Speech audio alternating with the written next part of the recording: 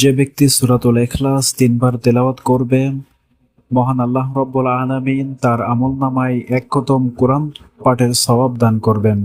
সুবহানাল্লাহ। যে ব্যক্তি সূরাতুল ইয়াসিন দিনে 1 বার তেলাওয়াত করবে, মহান আল্লাহ রাব্বুল আলামিন তার আমলনামায় 10 খতম কোরআন পড়ার সওয়াব দান করবেন। সুবহানাল্লাহ।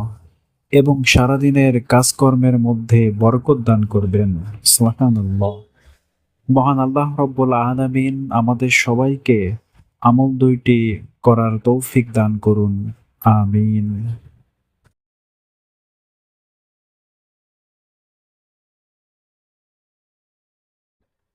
হাতের লেখার সুন্দর সুন্দর ভিডিও পেতে আমার চ্যানেলটি সাবস্ক্রাইব করে লাইক, কমেন্টস ও শেয়ার করে সাথেই থাকুন। ধন্যবাদ।